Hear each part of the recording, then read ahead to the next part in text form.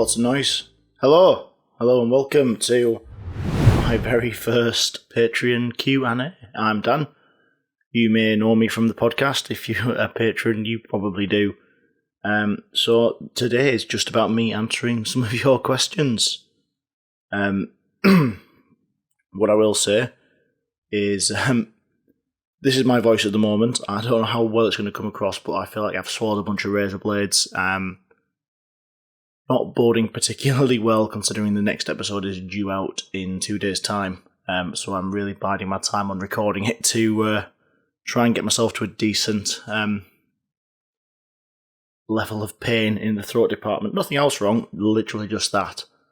And the other thing I will say, just before I start going into the questions, is some of you may follow another rail-based podcast, which one of my friends who works for another train operating company was creating. And yesterday that podcast was closed down permanently by the creator. He was informed by his company that he may be falling foul of social media policy by creating it. Needless to say, that has led to me doing some very quick and careful reading of my own employer's social media policy, and I'm fairly comfortable that I sit on the right side of it. So for the meantime, I certainly don't see the podcast coming to an end anytime soon. But there might be one or two questions that have been sent in that I may have to answer in less detail than I might want to, just to be sure I'm on the safe side of that, if that makes sense. Because of the throat, I'm probably going to drink a lot, so I apologise for that while we're going, but it'd be really good to just get stuck into your questions. I'm going to try and do them in blocks as people have sent them in to us, and the first one is actually a really good place to start, and that's been asked in slightly different ways by Matt and Jenny, so thank you for that. The question is, where did the inspiration for Signals to Danger come from, and what is my interest in rail accidents? Well, I've always been interested in railway accidents from the time when I was a kid. My mum and dad got me various books, obviously, around the things I was interested in, and I'm pretty sure sat on their bookshelf at home, the ancestral family home of a semi-detached house in Teesside, is a copy of Great British Railway Disasters or something similar to that. So I've always found that interesting, but I think the interest to the level I have now came from at a previous job doing long night shifts, doing a bit of Wikipedia hopping, I think, and stumbling across accident reports, and then started reading the actual accident reports, which I base a lot of the episodes on now, and finding the level of detail that they had in them fascinating. Very difficult to read at times, full of jargon. There's things I understand now because I work in the industry, which I didn't understand in anywhere near the same amount of detail when I was younger. But the inspiration for the podcast itself has come from a desire that I had a couple of years ago to take that information that's very complicated and jargony and just physically quite hard to read sometimes, because a lot of these reports that are available online are scanned PDFs of typed documents from the 18 and 1900s, and to try and make that level of detail digestible. And I toyed with doing a book, I toyed with doing YouTube videos, and especially with the YouTube video one, I ended up getting more sucked into learning how to make fancy graphics and things like that, and it never really went anywhere. And last year, in the middle of, it was either a lockdown or not a lockdown, or a sort of lockdown, or Boris said one thing, I decided that I needed to focus on a hobby for my own sanity, and I'd started listening to a lot of podcasts, so I sort of thought, actually, maybe this would work as a podcast, and like I say, I wrote the first episode on Great Heck, recorded that with some reasonably priced equipment from Amazon, and you guys have kept listening ever since. So that's the podcast. So yeah, I hope that answers that one, Matt, Jenny. Next one will be another one from Jenny, and it is, how did I get into the railway industry? And are there any tips for people who want to join the railway industry? Apply for jobs. It really is as simple as that. I mean, the right jobs coming up at the right time will certainly help you. For me, it was got into a management role at a UK airport, helping to manage the forecourts and car parks, and a team leader's job opened up on the railway, and it was a bit of a sideways move career-wise, but it wasn't, because it got me into the industry that I wanted to work within, and I was lucky enough to get that job. I would say anyone who wants to join is keep on checking for jobs. It's an industry that people want to get into. It tends to be an industry that few people leave voluntarily until they're hitting retirement age, and there's a reason for that. Once you're in, it's good to be in. So I would say find out the websites for any employers near you, so your local train operating companies, or ask around on the forums and places like that. Maybe find out if there's any third-party companies that do dispatch or other contracted work for those TOCs. Keep looking and keep applying. It's really worth getting in, but it's competitive. Of course it's competitive. And if your dream is to be a train driver, don't necessarily only ever apply for trainee driver roles, because I think per capita there's something like some of the most oversubscribed jobs out there. So look to get into the industry as opposed to just aiming straight for the big job, if that makes sense. So yeah, that's that one. The next one from Jenny was, what does my day job entail? I'm a group station manager, so I manage several train stations on behalf of a TOC, which I won't name. Definitely because of some of the stuff I mentioned earlier on. I'm a TOC train operating company, so I manage 7 of their train stations, and that's the people who work there, the facilities themselves, responsible for operational risk assessments, investigations into accidents, a little bit of a jack of all trades in times. I think the best way I've ever heard our role described is as a GP, almost. There's a great deal of it, which is people come to you with a problem, and then you find out where to direct that problem to after that. Lots of people have my phone number, lots of people have my email address, and I'm sometimes in more demand than I want to be. But yeah, so that's my day job. If I wasn't doing that current job, which is another question from Jenny, I would probably still be in the aviation industry. I would like to have progressed from the role I was in, but I would probably still be working for aviation at some level. Given the events of the last year, I'm fairly glad that I'm not in aviation anymore for obvious reasons. There's an awful lot of people from the aviation sector currently moving into rail. Yeah, that's that one. Another one from Jenny is, will I be doing any Settle and Carlisle line episodes? Yes, I will. Ayers Gill is definitely going to be on the cards from 1995. That's a good one. It covers protection being set or not being set very well, and a few other issues. So we will be doing it, not just yet, but I'm planning on doing this for a while, so don't worry, it will turn up at some point. And there we go. So 2 more from Jenny there. The first one is, how on earth do I manage to record a fortnightly podcast with a small child? I have an 18-month-old and there is 0 time for hobbies. Well, I have a 24-month-old. I have a 2-year-old. I think we're at the point now we'll just say 2. It is a mix of creative bribery and choosing my moments. Sorry. Yeah, most of the writing and most of the recording is done after dark.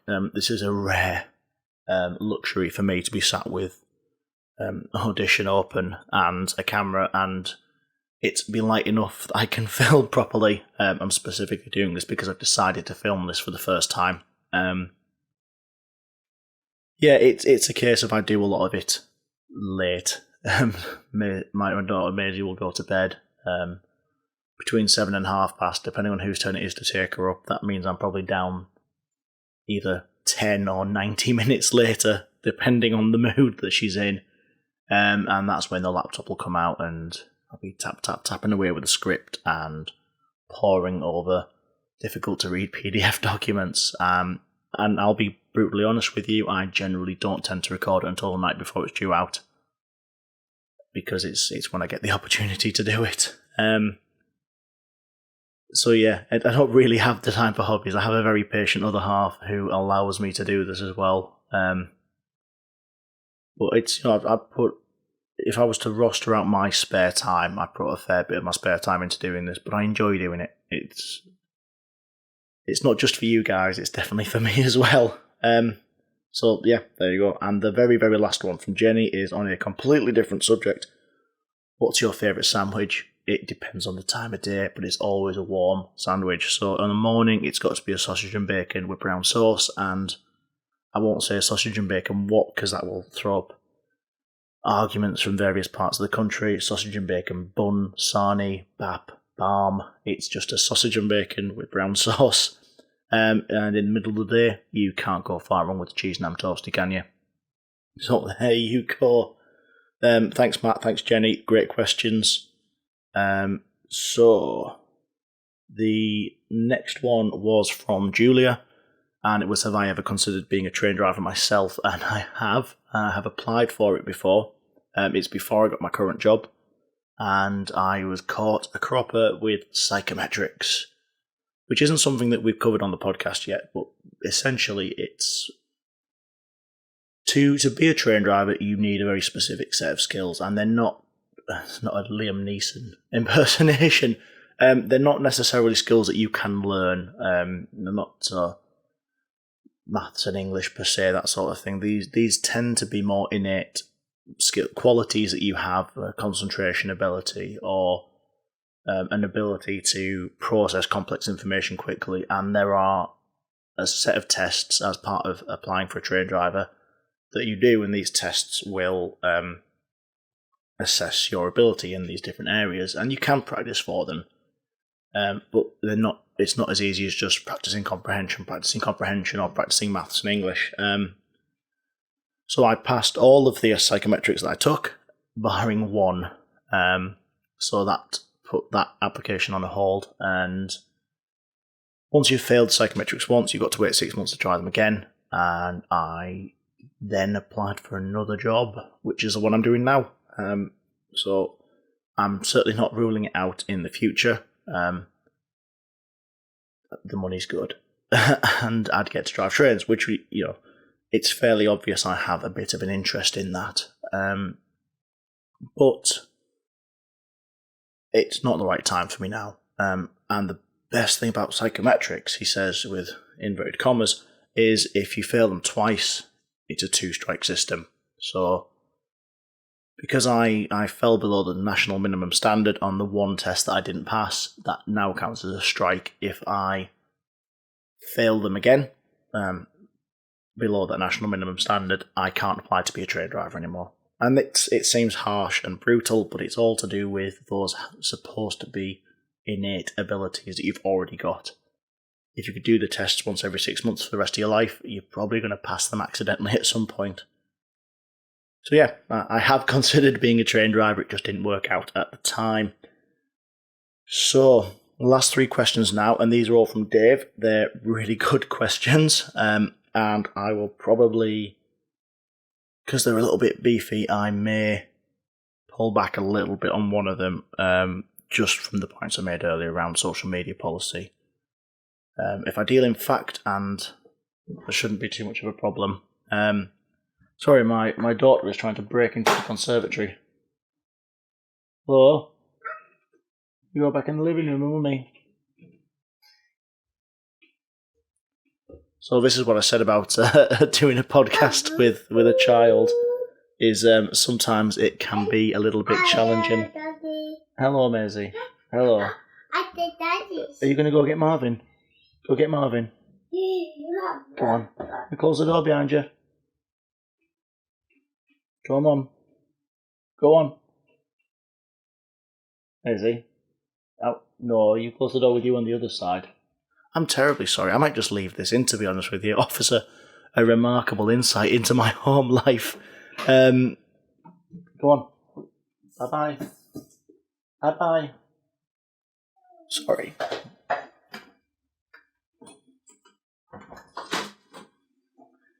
Anyway, back to the questions. The first one is, like I said, quite a beefy question, and it is, do I think that the risk towards operational staff from fatigue is being downplayed?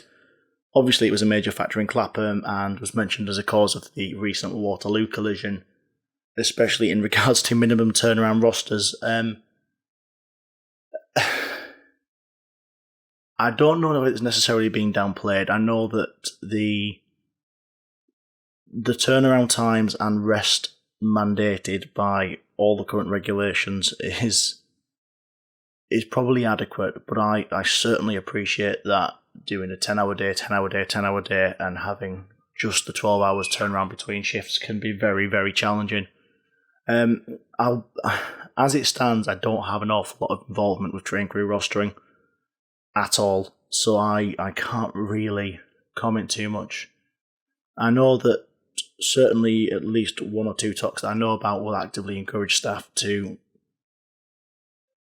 manage fatigue and declare themselves fatigued if they are, but I wonder whether sometimes that is challenging for an individual to say, well, can I ring control and say, oh, I'm fatigued? They're just going to think I'm tired. Is it going to get me in trouble, etc., etc.?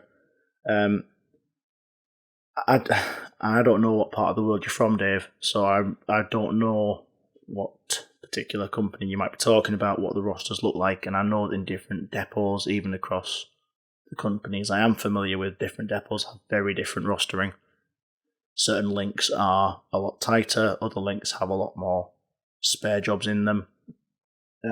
Unfortunately, not really one I can answer that thoroughly. I'm adequate. I want to give a go at answering it. I don't think we can downplay it as an industry because the RAIB and the ORR won't let us downplay it, and the RAIB will be scathing in their comments if fatigue that's been built into rosters has anything to do with near misses or accidents, and the accountability that we have with the safety culture in the railway at the moment should flag up issues before they happen. But you're right, the report into Waterloo was concerning, and what was the line from it, that the lessons of Clapham Junction are fading from the collective memories of the industry. And don't quote me on it, it's probably not exactly right, but I certainly appreciate the sentiment there. That should be a bit of a wake-up call for Tox, Fox, and the regulatory bodies out there. Moving on to the next one from Dave. Sorry, I will have to have a little drink. Made a funny noise there, sorry.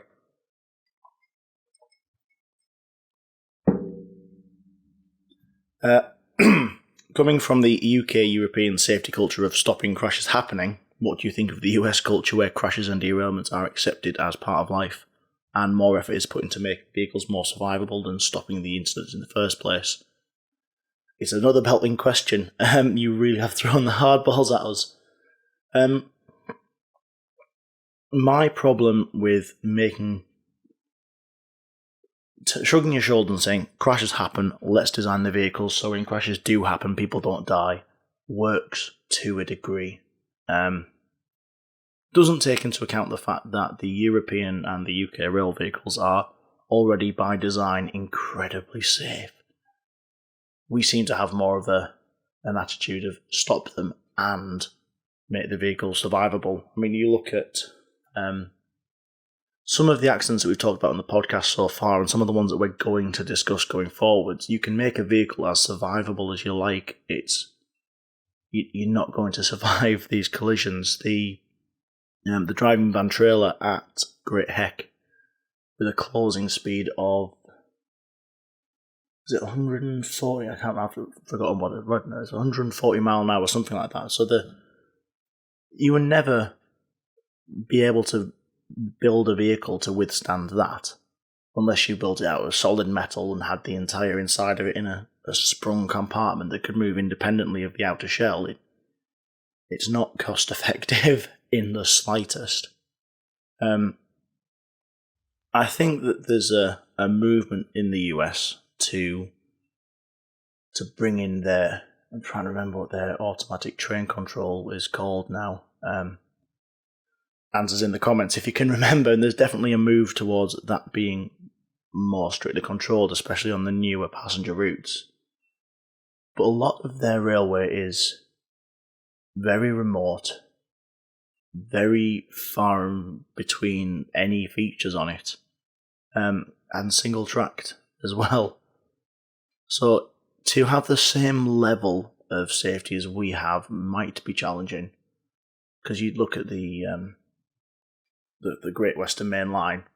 It's 120 miles between London and Bristol, I think. I might be completely wrong on that. That's two major cities in one of the major lines, and it's only 120 miles. That's 120 miles is the difference between any cities and places in the US, and have a 4,000 mile drive from one side of the country to another. Maybe it wouldn't be as easy to have all the features that we have there. But I certainly think everyone, everywhere, should be striving towards prevention being the overall goal. You don't have to pour millions and millions of dollars into making it survivable if you don't have a crash in the first place. So, and I just wanted to try and answer these straight up as I read them. So I hope I've answered that one adequately for you. I've probably shown that I don't know enough about what I'm talking about, and we shall see what you think. Again, comments if you agree or disagree with me. So the very last question I've got today is a very valid one, and it is that I seem to be avoiding some of the biggest and arguably most important crashes for some of the far smaller niche incidents. That being avoiding Clapham, Harrow and Wealdstone, Ladbroke Grove. Any particular reason or just a coincidence? I'll drink now to add suspense. It's not a coincidence. There definitely is a reason. I want to keep doing the podcast for a very, very long time, as long as possible. Someone asked me a little while ago, am I going to run out? I'm very unlikely to run out, even if you just open the Wikipedia page for railway accidents in the United Kingdom. Sadly, there's hundreds of them. Around about a quarter to a third of them aren't really tangible because you don't get the level of detail. There are a few pages of a Wikipedia article, and then there's not much detail on there. There's maybe not been a report uploaded.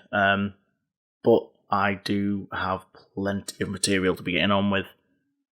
And it's really from a pragmatic point of view. I've opened with a few big ones at the start of this season to not lure people in, that's not the right word, but to get people listening with names they might recognise. But I've given you the ones that will take me up to 20. I don't want to stop at 20 episodes. I would like to keep going episode every couple of weeks for the next couple of years if you'll keep turning up and listening. So I don't want to get Clapham done straight away. I don't want to get Ladbroke Grove, Harrow and Wealdstone. I've held off on Greyrig until some point in the next 8 to 10 weeks. I've held off on a few. I've not touched Quinton's Hill yet. There are oodles of very big, very well-known train crashes that are going to get covered. Just want to spread them out a little bit, more or less. Yeah, I think that one fairly well answers that. I should mention that this is just a sore throat. This isn't anything to do with the plague of our times. All the other faculties are working correctly. But I think that will be the last one of our first Q&A. So, yes. If I've missed one, I'm very, very sorry. Put it into the comments again. I did note them all down in a separate Word document, but thank you very much for sending them in, and really, really thank you so much for being patrons. I want to do extra little bits for you, so I'm going to do these every month to 6 weeks or so. And if you have questions you didn't ask today that you want to ask in the future, or if you have new questions that spring up, even if they are as railway related as what is my favourite sandwich, you crack on. You guys are supporting me. You're helping me buy things like this. You're helping me pay for Audition and Illustrator and the other bits and bobs I use to make the podcast and the hosting service. So you ask me. You're putting into this. I am here to answer questions for you, certainly. So right, in that case, the girl is trying to break in again, so I might have to wind it up there. Thank you very, very much, and I will see you all in the next episode.